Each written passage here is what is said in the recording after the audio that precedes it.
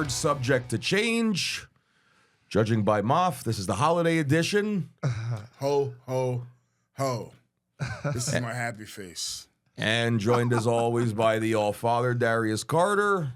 I am Shawn Donavan, and today's special guest is New Riff Kentucky Straight Bourbon. That will make me happy. Again, not that we're asking for the sponsorship, but we'll gladly accept donations if anybody wants to contribute to our fund. So, you know what? One of these,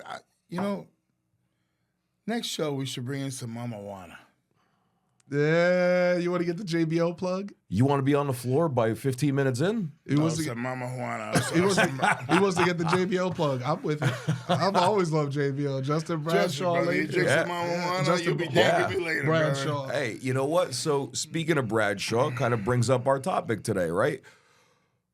We talk about all the things we've endured in our industry, all the things that we have discussed in the first 7 episodes, etiquette, psychology, all these different type of things, right? But none of that comes to fruition without the right look, the right package, the right presentation when you walk through the curtain. We've all seen it on shows, and I use JBL as an example, right? He went through multiple iterations of his persona till the right one it clicked in the JBL character. You talk about his early days as Justin Hawk, going over to Germany to work for Ottawans, and then coming to the States, going to WWE as Justin Hawk Bradshaw, and then he went through the APA gimmick, the Acolytes gimmick, and then finally JBL. But he didn't get there without evolving. That's the word. But it all starts with that initial presentation, and I know the three of us here, you're more solid with the look, not as colorful. Right. And that's your flavor, that's your style. Yeah. Guys like Danny, who has, 9 closets in his house to where his wife's clothes are all in a cardboard box. That's a shoot. One step. Because his closets are filled with gear. But you know what? For as many years as he's been doing it, he has a lot of that gear because he's evolved. Same thing for me. I've got containers full of gear because I've evolved. Suspenders and Electrical tape, yeah, all that type of stuff. He may go on a rant about that later, but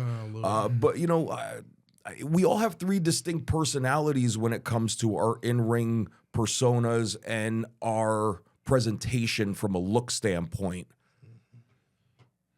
Let's just jump down that rabbit hole. I mean, yeah, that was a great example too. Where does that? Let's start with you, Darius. Where does that start with the long coat? Just the black trunks, black knee pads, black boots, very minimal anything. Just a DC on your trunks. Yep. But it's very straightforward because it matches your persona. He's a Cadillac. He's a classic. Yeah. No, exactly. You're right. That's it. Thank you. I mean, and that's what I love to point out is you can be different and still follow that correct path. We are 3 different types of that. If there were 3 sides to a coin, we would be 3 different sides of that coin. For me, wearing the black, wearing the coat, it's letting you know, hey, listen, just as you said, you should be able, when you look at somebody, you should be able to tell who they are. You should be able to tell what their persona is or you should be, I understand that person. When you walk out, it's not just your entrance music. We've talked about the entrance music. We've talked about the motions that you actually make, and we'll get more into that. But it's the look of it. And when people see me with the high waist trunks, with the DC, they understand, okay, this is going to be like, this is an old school guy. Yeah. This is a traditional guy. And that's why I've stuck to that black. Of course, I've thought about, okay, doing blue, red, this or that. But I said, my thing isn't being colorful. Right? Colorful, when everything is colorful, is not as colorful. Okay? I wanted to be the contrast, be something different to where, okay, this is consistent. I'm unique in my consistency. That's how I feel. Because you look at me and you say, that's going to be Darius. Darius is going to come out with that coat, with that long black gold coat. He's going to come out in those trunks, but he's going to do his work. And you can't always tell what I'm going to do. The music, brother. It's all of it. It's all putting it together. Yeah. It's not just you know, you can be like a Takeshi Morishima who was gonna come out in those black trunks and those boots. You know, like it's all about how you present who you are, and that's who Takeshi was. Takeshi was true to that. Stone Cold Steve Austin sticking to the black trunks and the black boots because that's Austin was who Austin was, and he presented that to you. Okay, so there is a beauty in being able to kind of stay along that and still be evolving, and still, you know, sometimes you bust out the, you know, the special, the gold, but for the message of what I'm sending, it's consistency and quality. And you're like, okay, this guy's gonna come out with this. It's like you almost want to think it's gonna be predictable, but then it's unpredictable. And I'm already messing with you in that way. So there is a science to it. There is a psychology to everything that you do, man. Your music, your emotions. And I didn't immediately have this. It took me time to think about that. I was listening to my theme music and I was like, that pause where I said, I was thinking about it because, you know, Catalyst Wrestling was kind of changing the music because they were trying to do their own music. They weren't trying to use things that were established. So I'm going back, and this made me reflect on my own theme. And I'm like, this is before then, but still, I can do something with that. That's a pause. Those are a few seconds of, and then I can do something with that. So I thought to myself, what would I do? What would Carter do? I'm thinking, listen, I always loved Triple H, right? I loved the spit, arms up, spit. And again, he didn't come up with that immediately either, but you see that evolution. Arms up, spit, spotlight. I'm like, all right, that was always great for me. Even as a kid coming up, that was always a big thing. I always loved that. I said, okay, so maybe and you know, indies, you don't always have a spotlight, but if I can, in my head, feel like I have a spotlight and present like there's a spotlight on me at all times, the fans are gonna, ooh, because I'm acting like I'm in a stadium. I'm acting like everything is on me. Yeah. It's all, and I believe that, and that conveys in the performance. That's what it's all about, is presenting something that is tangible, that is, I can feel that. So I put myself in that mental space, boom, and that's how I came up with that. Yeah. And it's carried ever since. You know, but I didn't have that to beginning. It's all about evolving, as you said. Right. You know, I was more like Young Money when I was coming up. I was like, you know, in the linen suits and, you know, the debonair, debonair millionaire, what have you. I was young, brash, cocky, flashing it, you know, and then as you matured, you know, from 2008 to 2010, it became more of a young boy and a money boy to a mature man, to a more sophisticated, more more steady ground. And people who've watched my career can see that evolution. That's why I have people that have watched me the entirety of my career. And they say, wow, the way that you've come from this to that, it was never a jump. It was never unnatural. It was never, you did that just to do it, or you did that to jump on a fad that was going on in 2014. It was always evolutionary. Everything about my character has been evolutionary. I told you the first thing that caught my eye about you was the coat. Yeah. Like the coat. He's like, there's nothing fancy about this. You strip it down, man. It's like it's a classic Cadillac. Said it's a Cadillac. Said, and then I hear at that time you were doing the gold mask, and the music. It's still have the mask. It's a entire presentation, you know, and you know what to do when that music pauses. When that music pauses, that's that uncomfortable silence that a performer needs to learn how to be comfortable in. And you embrace that because in your eyes, all the lights are on you. You know what I mean? I'm sorry. No, you're sorry. I'm putting you over. You're sorry. You know what I mean? You're sorry. I know you hate when I put you over. I think about, it's not hate. It's you know what it is I remember where I came from, man. And I remember watching you in the crowd. I remember JP was the pinnacle. Come on, man. The pinnacle was JAP. Because what else was there really? There was some other stuff in Jersey, but nothing compared. You know, coming up 2008, 2009, you would watch that because that's where Samoa Joe, and that's where, you know, Ring of Honor guys, that's where they were getting that's where they were melding themselves. That's where they were molded. And we were watching that in real time. That's where a lot of the stars from TV were coming and wrestling them there, wrestling Maffs. And listen, I reflect, I stop and I think and I say I'm grateful because I get to be in this room with you guys and knowing you, you know, and watching you as long as I've watched you, and for you to be a peer now, you know, to be a true to life peer and a very close friend after years of watching you, you know, on that level. You started off as at the apex, and then to be closer to that, you know, and that tells me I'm doing something right. And it really, really, really. And then to come meet you along the way, you know, and just to have those conversations we were having, where it's like, man, you look at the clock, and it's like, dude, we were talking for. And those 20 minutes, it's been like 2 hours. You and I always were like that. Yeah, and I hold Danny in the same regard that you do because of where he came from, straight off the jump, right into the apex, right? First Ring of Honor show ever. I was the first one to walk through that curtain. Yep. And when you talk about Jersey All-Pro, because again, he started a couple years before me, but I used to go to Charity Hall in Bayonne.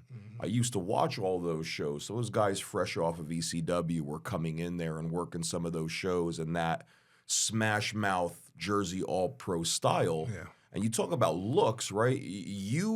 When you started with Steve as the Hit Squad, there was nothing fancy.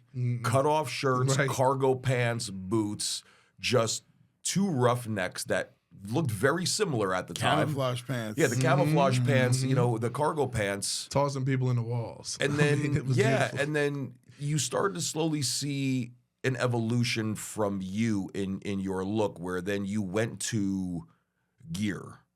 Kind of like that, the flashy, not flashy, but like the patent, like the baggy pants, but you had a matching top at one point that always matched. Then you went into just the pants with a shirt. And then you went into all the different color boots and now the different color tights. And not to say the gear is not flashy. It's flashy in its own way because it accentuates your personality. It's more colorful than it is flashy. But who you are as that individual, people already know you are a badass. People know when you walk through that curtain, someone's getting fucked up. And it doesn't matter what color you're wearing. You could wear the white with the red and the blue, or you could go in a different direction like you've done, and you've worn yellow. you've worn like green with pink, but it doesn't matter.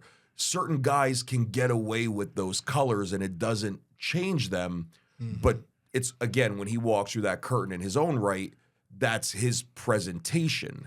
You know, you hear that music. I mean, where did the evolution go from the camouflage pants into the gear, into literally probably having over 20 pairs of boots to match your gear? You know, what does that personality trait from you come from in that regard? Well, when I started, it was just basically, hey, man, you know, we're the Hit Squad. This is what we're going to do. And this is the look. I was like, okay, I could do that. I said, well, how about we do different colors, sets of camo? You know, it's like, oh, I was like, okay. So it's like a collaboration of the three of us. Because, you know, because Homicide would also dress the same as us, so we were all always together.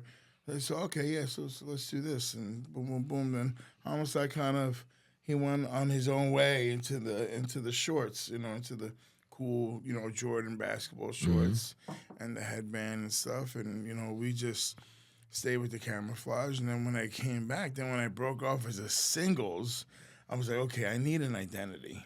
I need my own look. That's such a key word, identity. That is it. Yeah. I need to find my look and my identity. So I was sitting in Rahway, and a gentleman walked over to me. I never met this guy. He walked over to me. he sat next to me. He said, "Hey, Danny," he said, "my name is such and such." He said, "I'm gonna start designing gear for wrestlers. That's my vision. I would like to start with you, man." I said, "What are you gonna do with me?" He says, "How about I make you look badass?" I said, "Well, what are you gonna do?" He says, "Do you trust me?" I said, "I don't even know you." Right. I said, "I don't even know you." Right. He said, "Brother," he says, "you trust me?" He says, "We'll work on it, bro." He said, "And I'll make you look like a badass." And his name is Brawley. Ah, wow. His name is Brawley. Yeah. And that was, I don't even know how many years later, probably 100 gear Yeah. that I had. I literally have 1, 2, 3 closets that I'm working on customizing, another locker room, another walk-in downstairs in my basement. This is because, I can't part with it. I love my gear so much I can't part with it. Someday, one day, I will. It all means something. I will It all part means with something. it, and I will. Or when I pass away, this gentleman will sell it on eBay. And his do the dogs right will thing. never see a penny of it. All right. Listen, I'll hack Yeah. it. I'll figure it But, out. but Like I said, it's all about finding the identity, finding the look, finding a comfort zone. But it didn't stop there. It didn't stop there, man. Then I had to evolve. Yeah. I was like, all right, I got this look. But then you got to challenge yourself because I can look better. Yeah. I had a phase where I was topless.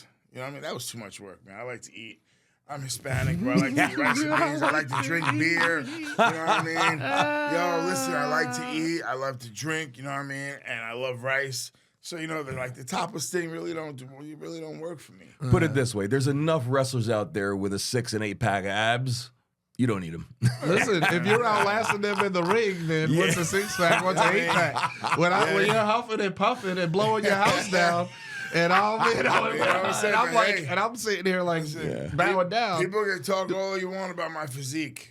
He may know be what I'm fun saying? sized, Listen, but he's just getting warmed up I'm at the 20-minute fun-sized. mark. That's what matters. I'm fun size, but I'll dog walk you for 45 minutes. And you're fully presentable. Right, You are yeah. fully presentable. And the traps, the arms, And you are don't presentable. tempt me into doing 60. Listen, Okay, because listen. I'm waiting to do 60. I was supposed to do 60. I was supposed to do one with, I guess I can put it out there, with Matt McIntosh. Yeah. And then, but I was excited because I got so much love for that. that's a bad dude. That's a bad, and like we were having. miss that motherfucker Oh so man, much. we were like having some magic go on He in needs to Battle come Club. back. Have you seen him lately? I have not seen him in person. No, I see him on social He's media a and he'll thick like boy. stuff, He's and He's a I thick know. I boy, see him. yeah. Listen, you He gotta looks like understand a something. little Brock Lesnar. Listen, he knows how much love I have for Yeah. him, but it's even more so because. Matt. So listen, to go 60. Bad this apple. guy? Listen, you want to come back and go 60? Listen, I'm your guy. What's It next? is. I mean, Well, we went almost 40. He went 37. I didn't get the 60 with him, but I went 37. Tell That was tremendous. Yeah, man. That was tremendous. Like I said, he's getting warmed up at the 20-minute mark. So, right. but yeah, sorry, I didn't get off track. But yeah, you have to evolve, right, with the gear and the you gotta look. evolve. You gotta evolve, man. You gotta trust the process. I tell a lot of people this. You gotta trust the process, and you also have to listen. Yeah, you have to lend your ear, okay, to the people around you, not to just anybody around you. To the people you choose to surround yourself with. Okay, listen. You could surround yourself, with a bunch of bubblegum gangsters and a bunch of keyboard warriors who don't do shit and have never done shit Right. and will never be shit. Right. Or you can, surround yourself with positive, like-minded people who are going in who want to thrive for the same things that you want to thrive for, and who will constantly push you, challenge you to be better, okay, and challenge you to evolve. Yeah. Okay, and give you their honest opinions. And it's up to you to listen and take those opinions, or sit there and say, no, I'm just gonna be comfortable and sit in your own fucking comfort zone. Right. The comfort zone is no place to be, man. Right. Because, in order to survive in this game and survive in life, bro, you have to be comfortable being uncomfortable. Yes, that's You, it. everything can't be horseshoes and hang. Everything can't be, Yeah. you know, fucking. Roses you know, and rainbows. yeah, and man. You know, I know everything what you're can't saying. be Yeah. the yellow brick road all the time, man. Kumbaya. Yeah, You know what I mean? you gotta Sometimes, get with man, you gotta learn, bro. You gotta learn to fucking, you know, to dance in the fucking rain, bro. it. Yeah, You know what I right. mean? It may not rain, or you know, if it fucking rains lemons, you know what we doing? Right. We making lemonade, That's bro. it. Before and we you- going to drink fucking lemonade because that's what it's what's being handed to Yeah. us. But you know, you have to also be open-minded. Okay, you have to be. Look, you told me once a time, you know, the pants are good, but you should tighten up on your pants. Oh, you sure, dude? Yeah, man, trust me. I tightened up on the pants. You know what? I like the look, bro. You know, I like the look. You were a boot guy, so was I. So you know what? Say, hey, man, hey, I like boots. So do you. So I like to I've change always been a things boots up guy. a little Yeah. bit. You know what I mean? Nothing has to be Dude, boots. there's sometimes We'll get there. Sometimes, bro, there's gear. You know, will. bro, Yeah. I like to change it up, man. Right. I'm in my own frame of mind with gear, with music, with all this shit, man. You know what I mean? Like, yo, there's nothing philosophical about Danny Maff, right? He's a badass, don't take no shit. Bro, I walk and talk, you know what I mean? I don't take no shit from nobody. This is who I am in real life. Like, what I am in the ring, bro, is what I am in real life. You know what I mean? Listen, at home with my kids, I'm a pussycat. With my daughters, with my kids, I love them all. I got dogs, you know what I mean, man? I got friends.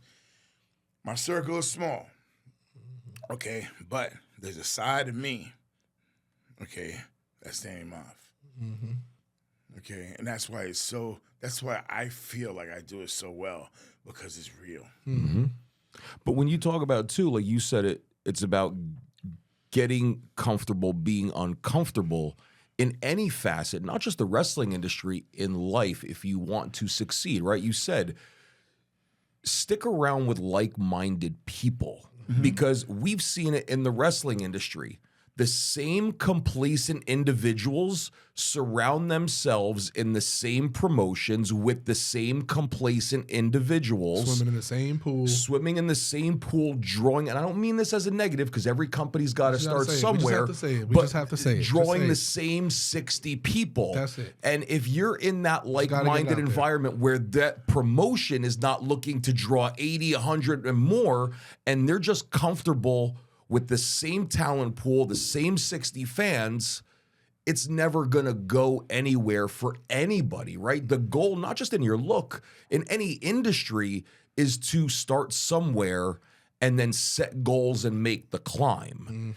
And sometimes that means you have to get comfortable being uncomfortable, getting away from those complacent individuals and making a change. We always say the phrase, you can lead a horse to water, can't make them drink. We can recommend people to go somewhere. It's a matter of if they will follow in that. And that was kind of the same thing with me. When I started, it was, I always liked, but yeah, you're gonna laugh, right? Right, but The suspenders. yeah, but I so was just everybody, watching them in yeah, the so single. everybody goes through different iterations and they have to evolve. You know, when I started, it was my trainer was everybody wears boots. And I was happy because I always liked the boot look, but I was always wearing long pants. And it was because, you know, when I started, I wasn't necessarily in the greatest of shape. I always thought about wearing trunks, but I always felt my legs were too small, that I would not look proportionate. So I always stuck to long pants. And again, I evolved from just wearing black and silver to all of a sudden trying something brand new. Now I'm doing fluorescent colors because now I'm studying a little bit of Rick Rude. I'm studying a little bit of Jimmy Garvin, trying to get a little flashy, trying something different. The tearaway pants, the suspenders, all that, again, evolving to where I needed to be. But once I stepped outside that comfort zone and I went somewhere new, people challenged me because I said to myself, and I even spoke with him and a few others, I said, I'm feeling stagnant. I feel like I'm plateauing, like I need a change. I remember those talks in the gym. Yep. So he was the first to recommend it, and I even polled some of our other friends in our circle. He said, well, why don't you try going to trunks? And same thing. I said, I always felt my legs were small. My legs are like, Yeah. stop. So we have First thing you needed to do before the trunks, motherfucker, was you need to get rid of that fucking electrical tape. That's the first fucking thing you need to do. Note to self: if you're ever on a show with Danny Maff, do not wear electrical tape. I will fucking throw it across the fucking unless you're fucking Crowbar, okay, or somebody Who's done something? Veteran, Like, you know what I mean? I will chuck your shit. Yep. No electrical tape allowed. But the idea of going to the trunks was also I needed to do a complete 180 from what I was. Yeah. I needed a reset. I needed something different. I needed to figure out what that was. So we're on a fair show coming up. He's like, just buy a cheap pair and try it. Bought a cheap pair, wore my white boots. Need an elbow pad. Yeah. And Right? I just, and yeah. that's how it went. Yeah. You need an elbow pad. Yeah, need an elbow pad, and then I in the winter time, right? I always like wearing, as before I was bald, but I always like wearing Scullies, beanies. Mm-hmm. Tried something different. Watched the video back. He said you should have been in trunks 5 years earlier. Right.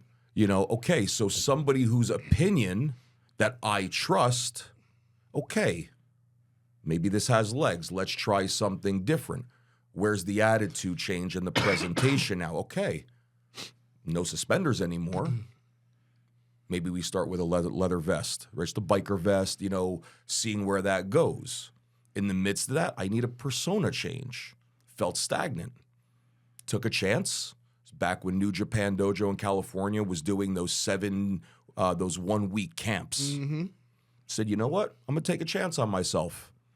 Paid my way, cheap hotel for 7 days, paid the fee, and I went and trained at the New Japan Dojo for 7 days with Shibata at that time when he was the trainer there and a lot of the guys that were there. And coming out of that, it was, and I've been through some hell with calisthenics to where I came from. Mm-hmm. I've never been involved in anything like this. Like, they pushed you to the brink before getting in the ring. Sure, you had to earn the ring. Now when you get in the ring, now we're going to work. We're going to go. And it was that fighting spirit. Tell them the story about the cell. BWO. Oh, taught me yeah. that. So, yeah. And that's the thing about when the dojo first opened, right? When you walk in there, first thing you do, you take your shoes off. The second thing you do, there's a box and you put all your cell phones in there. No cell, because I've been there. I've been in this dojo. because they did not want videos, and this is back when it first opened, because the dojo was Sacred. and you did not touch the ring until you were allowed to get in it. Yep. spotless. BWO Yes. was like And that. at the Spotless. at the end of the 2008, day, 2009, I was begging to get in and the at ring. the end of each class, everybody had an assignment of what to clean. Who was going to clean the ring? Who's going to clean the mats? Who's going to mop the floor? Who's going to wipe down the chairs? All teaching another level of respect.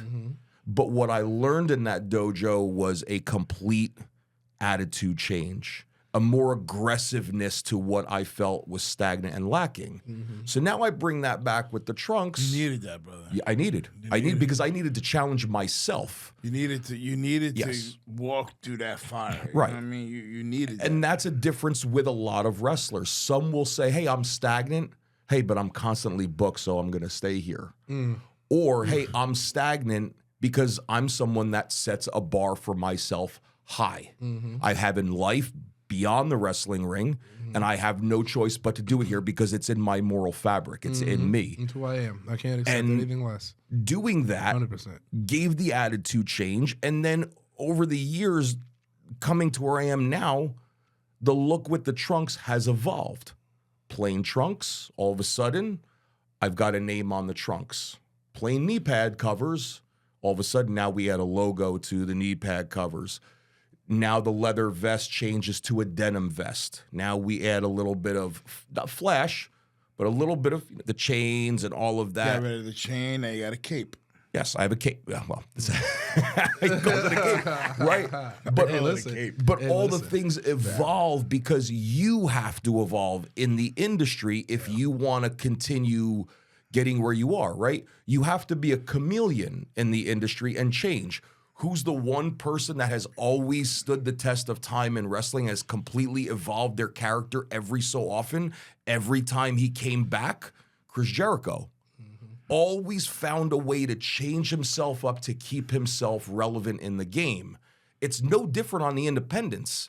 If you want to stick to wearing the same gear constantly, then people, when they see you 6 months ago, when they see you 6 months later, and they see the same thing, there's no change. If you've wrestled the same, if you Right. presented everything the same, 110%. Now you come back next time, oh wait, he used to have black and gold. Wait, now he's got yellow and blue. Okay. Sometimes that slight color change, and you add maybe one new thing to your persona, maybe one new move. All of a sudden, it starts to change people's perception of you. And now if you change the aggressiveness and how you present yourself in your ring work, that all plays a part in matching the gear and the presentation of the persona, right? I went from being somebody flashy to someone that's just downright dirty. Yeah. I'm old school, and that's how my real life has always been. I just needed to find the right gear change as a persona to take what I truly hold as a belief of our industry and turn it all the way up to volume level 100, even 150 at times. And that's what your persona is. Outside of the ring, yeah, he's a pussycat.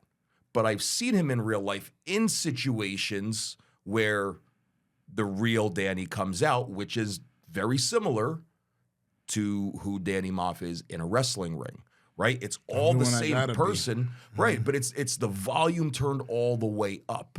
And we went through a period on the independents where it was all these characters and gimmicks, but it wasn't really who people are. Now we're in a different Lot of level of the flash. industry now where we're seeing a lot of less characters and just guys going out there and doing stuff.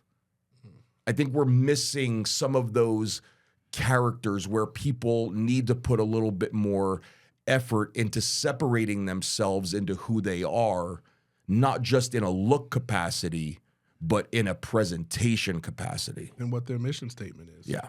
Yeah. I mean, listen, when I started, like I said, I was in the linen suits. You know, I didn't want to wear trunks either for the first couple years. I said, oh man, my legs are skinny. You know, Yeah. I had the young boy abs because I was a young boy, you know, going to college and everything like that. Because you got to keep in mind, I went to college and then 2 months later started training.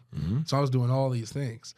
And I'm wearing linen pants, and I had those for, and then I would wrestle in the suit pants. I'd wrestle in like, you know, I'd get a suit, okay, take the jacket off, and then just wrestle in the suit pants. And I had knee pads and boots underneath because I'm presenting, you know, the businessman that can get into action immediately. Finding your way. You know what I mean? And that's what I mean. And you've seen me back in those days. Trial by ever, bro. That's it. Navigating, and I said, all right, I'm just gonna take the suit off, and as you get more comfortable with your body, and you say, all right, well, trunks, I gotta try them, you know, because I always wanted to be a trunks guy. I said, but I'm just not gaining the weight that I wanted to, you know. You became comfortable being uncomfortable. Yeah.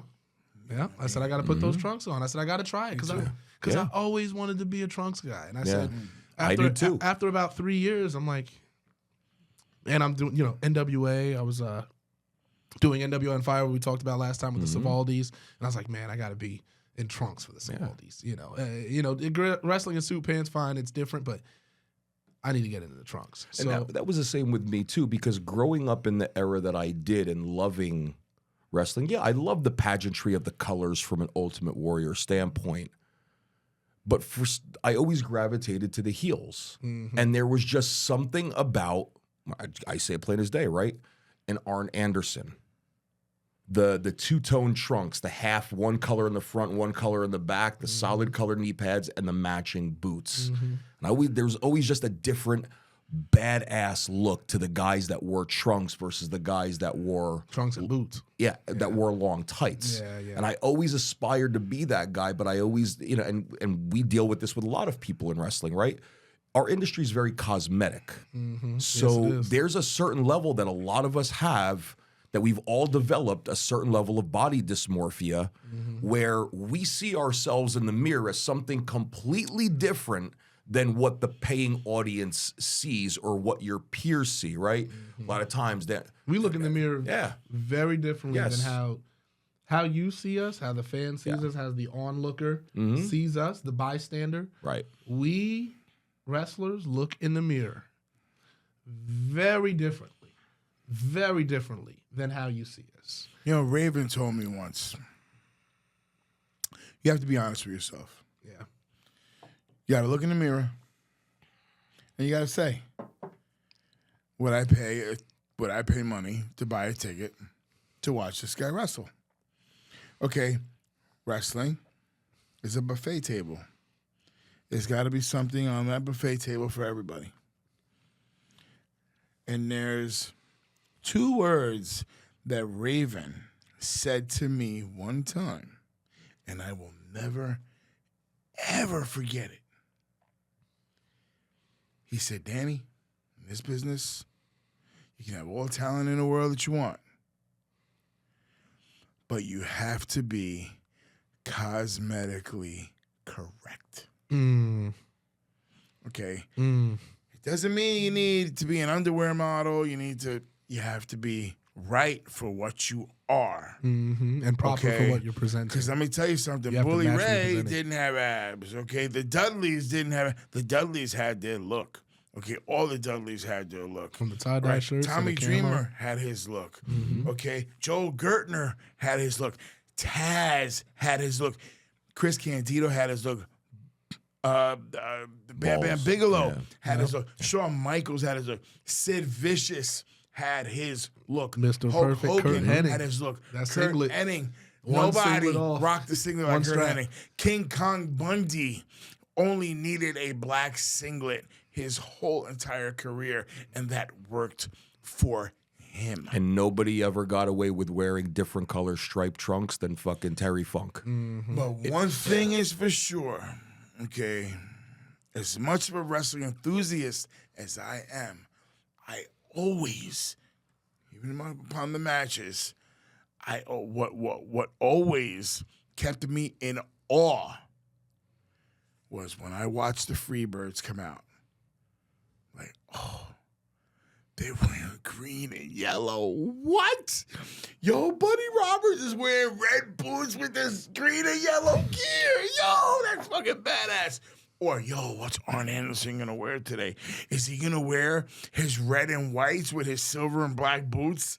Or is he going to, like, just match everything? Is him and Tully going to match? What the hell is Flair going to wear? Yo, look at Flair's gear.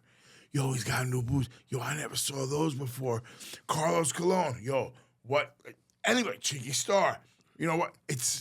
I loved it just, before Rey Mysterio, before all these guys, it resonated with me so much.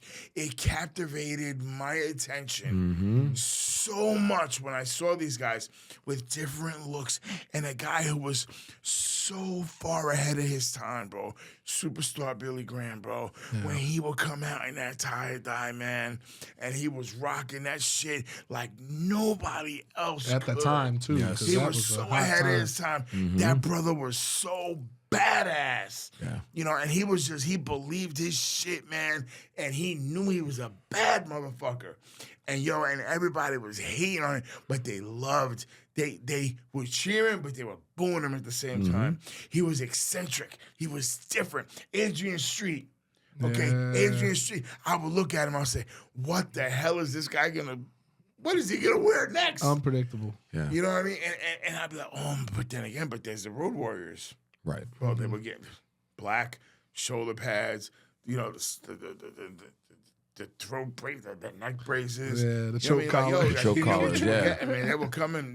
Once you hear that music, man, they were coming. Black red. Yep. So you up. $1 Million unlocked, Man. you unlocked a memory for me that I haven't thought of, because where I get my, and I thought about this, but not for a long time, but where I get my love of always updating my look and my gear goes back to our era of being fans as kids, right?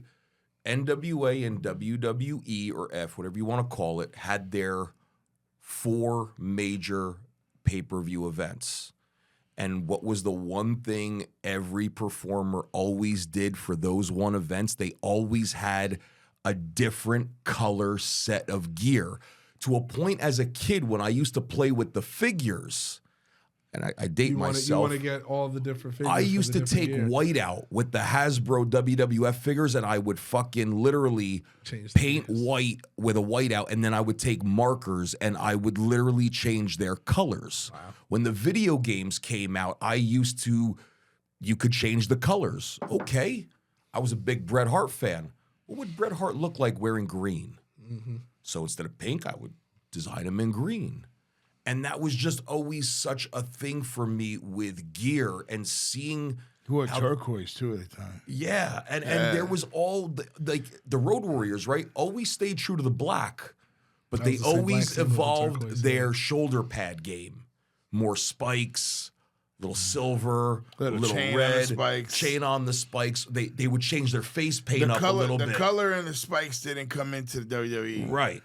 But if you look at their original face paint in NWA to when they got to WWF, the face paint look changed. Oh, I was always like Hawk always had that similar fucking bam. Right. And Animal always had that fucking tarantula. Yep. Boom, right here. Right in the center. Some different shit going on, The man. Rockers, man, you saw when they first came into WWF just wearing like the plain colored long pants with like the leopard boot covers. And then all of a sudden you started to see the gear change and it got better. Hart Foundation's gear got better. I wanted a pair of cowboy boots only because I would see these guys like in like Manny Fernandez. Yeah. Arn Anderson, everybody had cowboy boots. Yeah. And tight jeans. And I was a fat bastard when I was a kid. Got those horns on the side. I was like a size 42 pants when I was like in the sixth grade. I was like a size 42 men's pants. And now he's a size 40. He's only For lost my 2 inches. communion, my mother had to get me a midget suit. She had to get me a customized midget suit. What a rib. Because I was like a size 42 men. Right. And this is fucking for my communion. Right. I was the size of a fire hydrant, but I looked like a beer keg. Like I was round. Rotund. Yeah. So when you take wrestling then and you take it to now, and I know the three of us, we study everything wrestling, right? And for me, I love studying more of what's going on in the independents, who's on the come up, who's doing things. And to me, when I see videos of guys, clips of them working, whatever. Yeah, some guys they're tremendous in-ring athletes. What draws me, what we talked about, it goes back to the presentation. What's the gear look like? Does it match the persona? What is the persona? What is the persona? It? Does it make sense when they walk through a curtain? Because if you have that, and like we talked about in our last episode, that guy walks through that curtain, but he can only do a body slam, a lockup, a clothesline, and a high cross, we're still going to find a way to draw money on that evening. Because I'm able to take something, I can make $1 out of 15 cents. Yes. And that's what I love about characters and personas. But to another level, that's what aggravates me on events. Performers who don't take what we do seriously. One of the biggest pieces of advice I got early on from Chris Candido was, don't take yourself seriously. Take what you do in the ring seriously. And what you do in the ring seriously all equates back to the presentation and the look. When he says don't take yourself seriously, it means it's okay as a heel to be the coward. To give yourself openings. Right. Yeah. But still, you got to take everything you do to what you do in the ring seriously. You can't do that unless you take your presentation, your look seriously. And what I can't stand are performers who are just lazy with gear. Right? The store-bought gear, the pre-made gear. The kick pads. It's okay, and to me, we've talked about this, it's okay if that's your first set, right? Because you don't know the name you came up with if that's going to stick. Right. Trial by error. Trial by error. But when you get that first pair, okay, now you have to evolve, and you got to start getting some custom gear. And now we can go down that rabbit hole, even if you want to, right? It's not just about the colors and the look.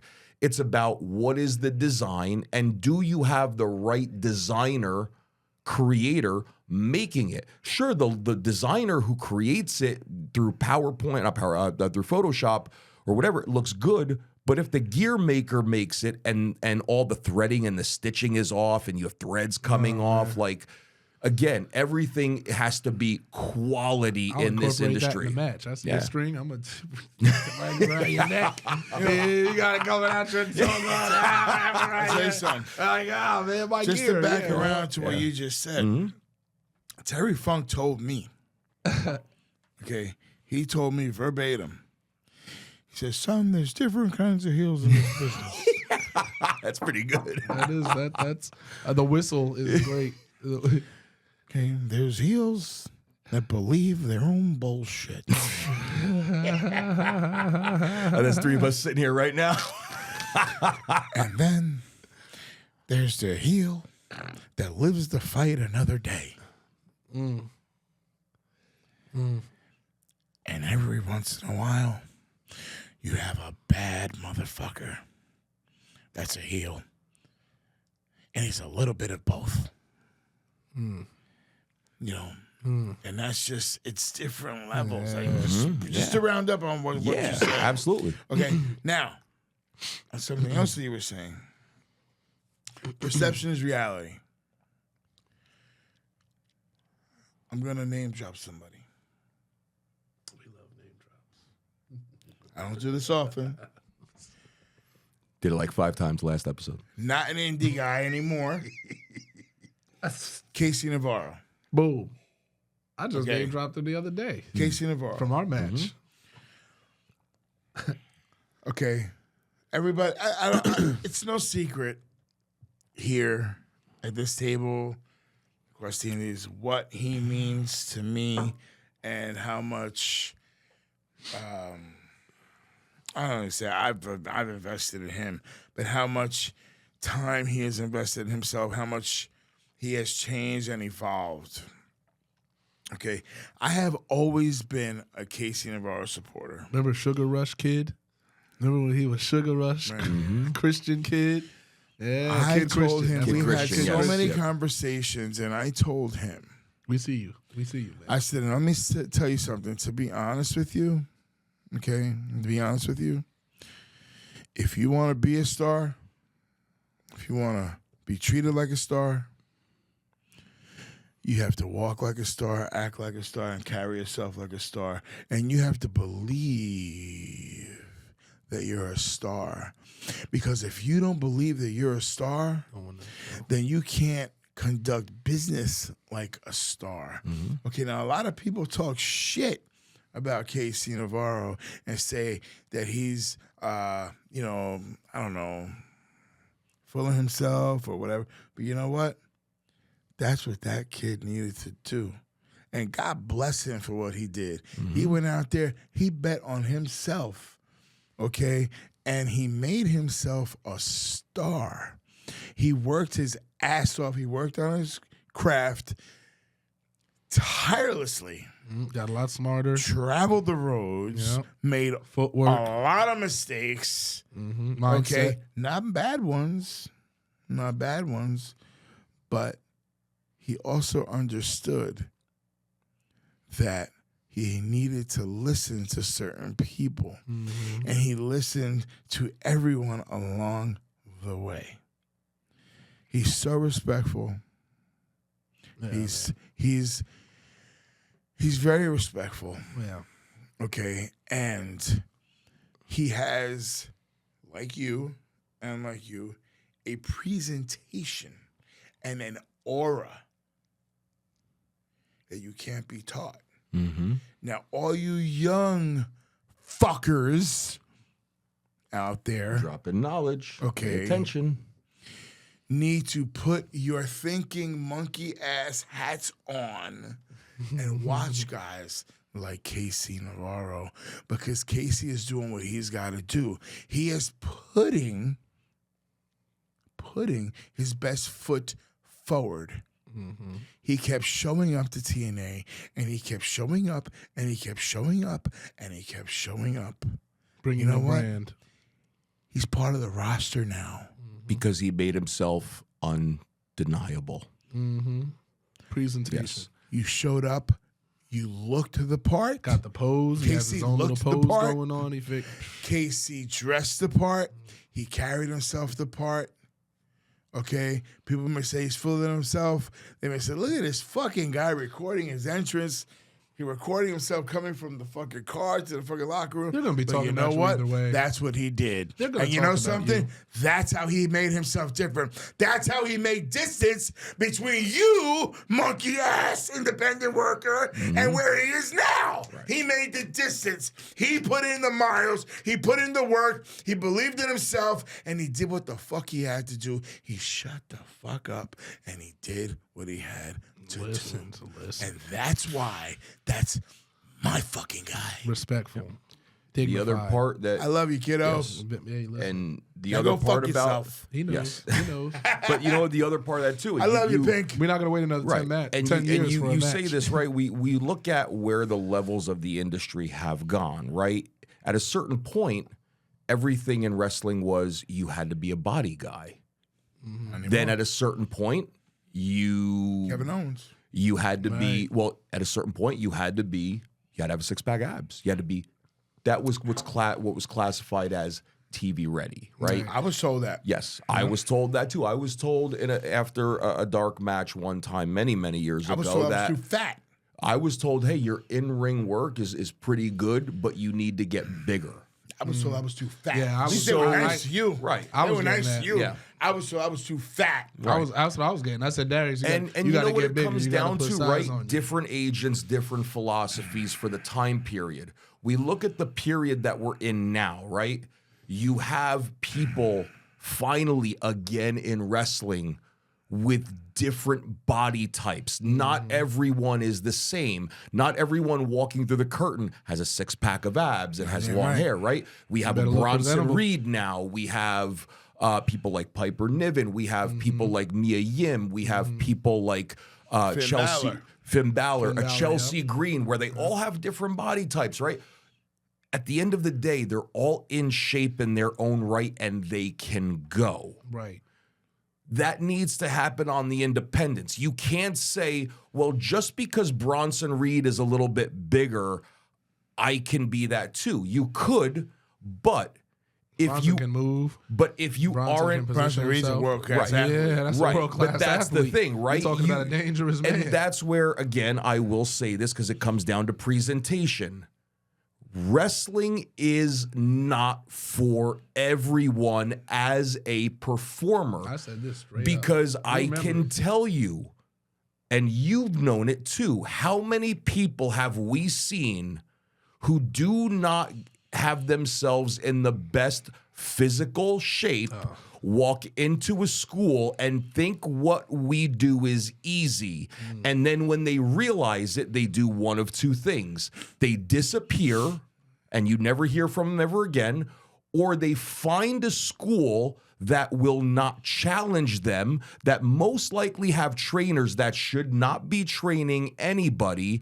And now you're working some of these shows, and because you don't put in the work behind the scenes, what you now get is the individual wearing what I like to call the Shindy wrestler starter gear.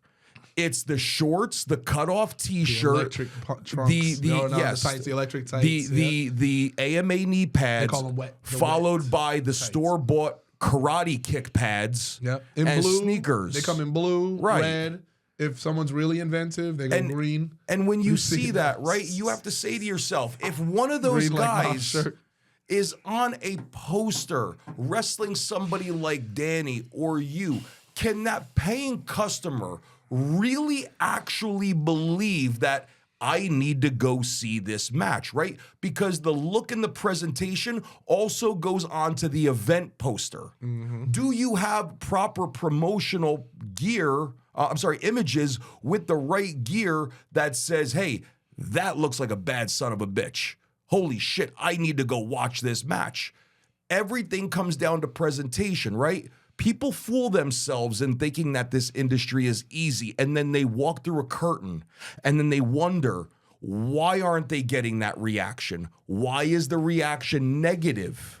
and not a booing sense. They're literally telling you, get out of the ring. Man, This is terrible. Why do I pay to come see this, right? There has been, and it's been like this on the indies for many, many years, and it still needs to get cleaned up. Yeah. We need professionals in the industry, right? The key word is professional wrestling. And Danny's the same way. If we walk into a locker room and we can sniff out who are the people that want to play and who are the people that want to do. I'm watching. I'm going to mess with the people who want to do, and I will not mess with the people who want to play, because that means you are eating up valuable space on a roster where there's a kid out there who's busting his ass like a KC, but yet that individual is taking up that spot and is stinking up the card because they aren't putting the work in outside the ring. Again, that all goes into the presentation. Accepting here's the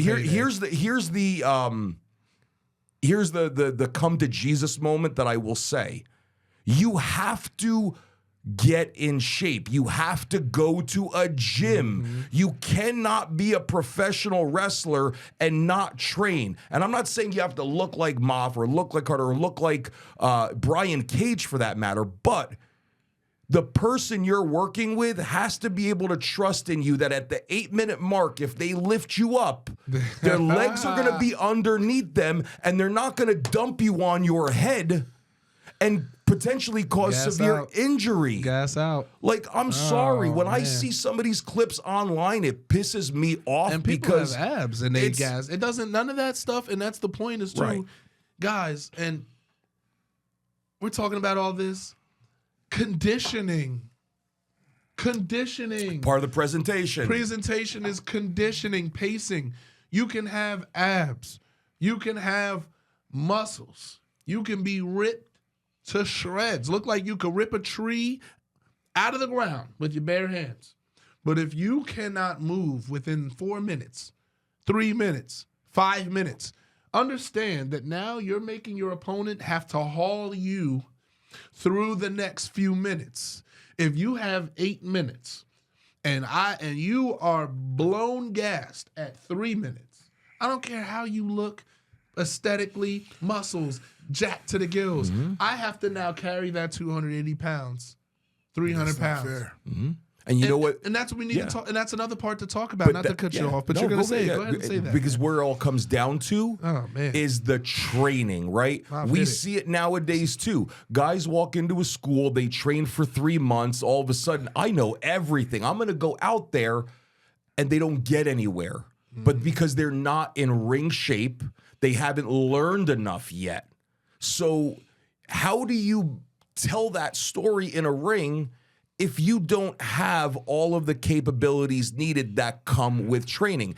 And again, this is my philosophy. I don't care if you're a year in, 5 years in, 10 years in, 20 years in. You still have to train. You have to keep yourself in ring shape, because also when you train, you continue to learn different things. You continue to learn how to work on the fly better. You continue to learn how to put different types of matches together with different types of psychology. Work on the what? Yeah, work on the fly. Yeah. And you work on conditioning drills that pushes your endurance to the limit so that it builds your conditioning in the ring. There is a reason why guys like me, guys like you can go 40 plus minutes, because we're always keeping ourselves in shape. We're challenging ourselves. If you have somebody in a locker room that looks like $1 million and they can go, pick their brain. Where do they train? Ask them for tips. Ask them for advice. How do you train in the gym? How do you train at your school? All of those things. That's not happening today. Nope. And that is the complacency of this industry. You and I have seen it. You have seen it, right? You can sniff out somebody who walks in a locker room and you can say, that guy's going to be blown up in 2 minutes. And the thing is, too, is you need to be capable, because guess what? I need to be the person that catches you when you jump, when you leap, when you dive. I need to be the person that makes sure that you don't hit something the wrong way. I have to be the person to make sure that you don't completely falter out to where you have no way to continue the match. I have to be the person to carry that forward. We have to be the person to carry that forward. Please understand that when you don't put yourself in proper ring condition, when you're a wrestler and you don't take care of yourself, and I'm not just talking physically, I'm talking about mentally, when you don't diet, when you don't go to the gym, or when you don't exercise, you are putting your opponent in a position, in an undesirable position, and as you said, an unfair position. And you're putting the fans in an unfair position because the fans are paying $20, $30 to come to this event that they're supposed to want to come back to, by the way. They're supposed to come here once, and they're supposed to say, wow, I got to come back here again, because they might be bringing their kids. They might be bringing their father, their grandfather, their grandmother. They might be bringing... You don't know who these fans are bringing. The typical fan is not just coming alone. They are coming with somebody. All right? So these are impressions that you were leaving. And when you come out there and you say, man, I don't want to... And some of the best-looking guys that have abs, all this stuff, because they don't train, because they say, well, I look in the mirror and I look good.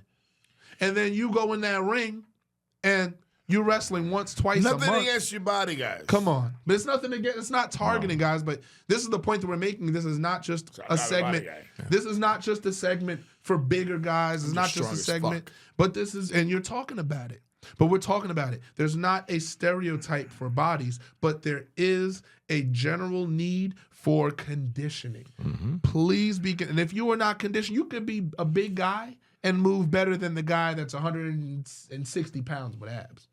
You can be a guy that's 300 pounds and looks fat, and can wrestle a guy that is 200 pounds. Yeah, looks like he's jacked to the gills. I'm built for this shit. Looks like he's jacked to the gills. Mental and conditioning. And he hits the ropes. Yep. And he says,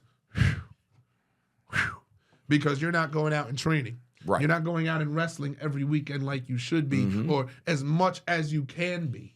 So you're putting your opponent and the fans and the promoter in terrible positions. And what you have to do is you have to fix yourself too, right? Okay, if you're only working once or twice a month, just could be the way, could be a lot of different factors, right? You may have an outside life, a career, and you're doing it as a hobby, whatever have you. Doesn't mean, right? You wrestle once or twice a month. There's 30 days in a month. If you're on shows twice, that means you still have 28 days left in the month. How many days are you going to a school and training? How many days are you in the gym, right? Any industry is a sacrifice to make it where you want to go. If you want to be a lawyer, you got to do those years of law school. You want to be a doctor, got to deal with the sacrifice of the years of going to a college for medicine. Right. It's no different in a sport. It's no different in our industry. I've said it before, there is no elevator. You have to take the stairs. If your job is Monday through Friday, 8 to 5, you have two choices. Get your ass up at 4 o'clock and go hit the gym and take a shower and go to work, or be prepared at 5 o'clock to go into the gym when it's busy, and you got to find a way to get that workout in. Yep. There's no substitution. I'm not saying, again, you have to get on a bench and bench press 400 pounds. I don't care if you can do that. Right. Because at the 8-minute mark, if I say, hey, I'm going to do a high cross off the top, catch me. You going to be able to catch me? Right. Don't matter how much you can squat. If your legs are not in condition, you are going to hurt somebody. People and fans and even certain performers in the industry don't realize that there is a minute chance of risking permanent, serious injury in everything we do in that ring. And like you said, it is not fair for that performer who is in shape to drive 7 hours to get an opportunity on an event, and they have to get in the ring with a performer that is not in physical condition. Number one, it's the performer's fault. Number two, it's the promoter's fault for putting that person on the event if they didn't do their research before they booked that individual. That's another rabbit hole we can go down. But the point being, right, it's all presentation. All of the presentation doesn't just go into the gear and when you walk out there what your look is. The presentation is how do you carry yourself 15 minutes into a 20-minute match? is that physical conditioning going to translate to the audience in the story you're telling? Is it going to say, wow, these two guys are pushing each other to the brink, or why can't that guy get up? And now the fan is completely taken out of the match because there's an ebb and a flow to what we do. And fans aren't stupid. Mm-hmm. They can tell when, that guy's fucked up. He's carrying us. Right. He's and that takes the suspension of disbelief completely out of it. And that performer who's in shape, now they get a bad rap. Yep.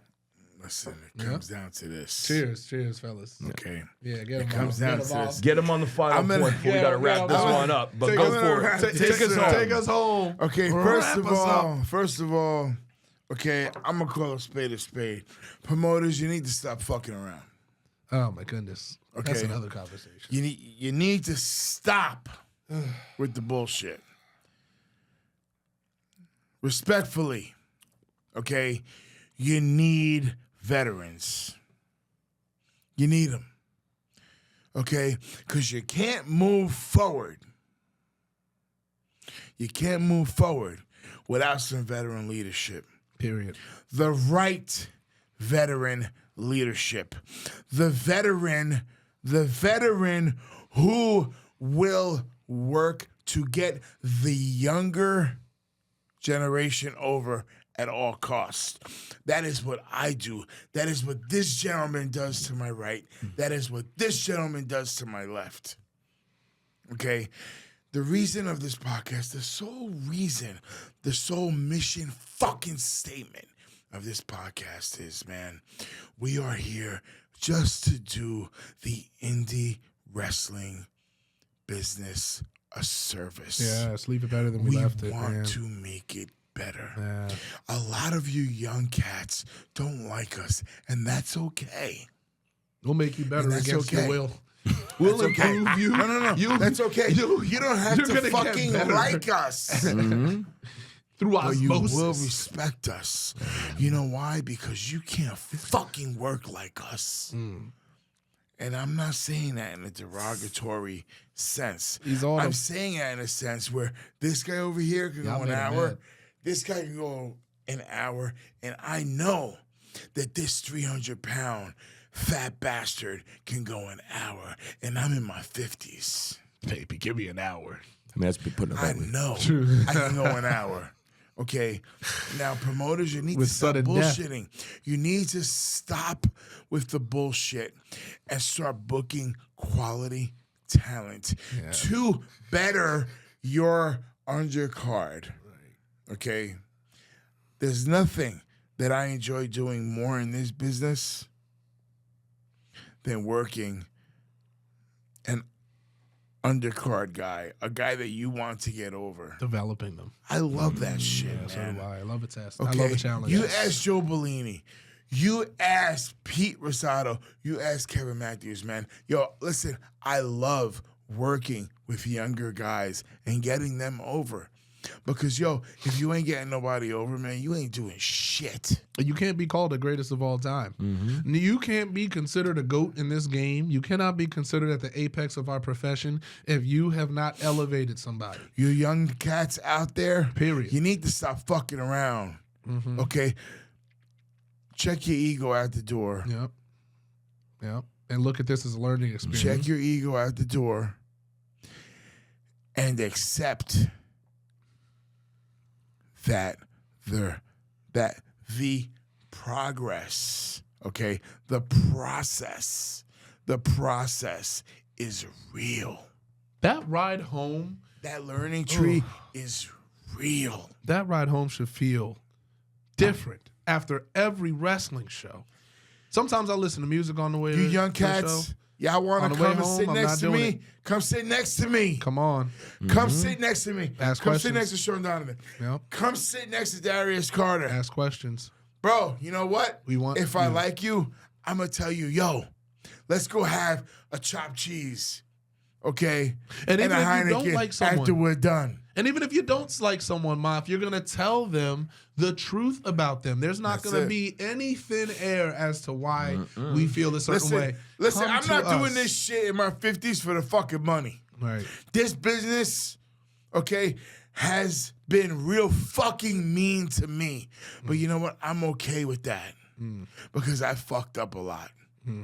But I love this business, and I'm still doing this in my 50s, man. I don't need to because it ain't for the money, because I ain't getting rich at this point. I love professional wrestling. I love what I do.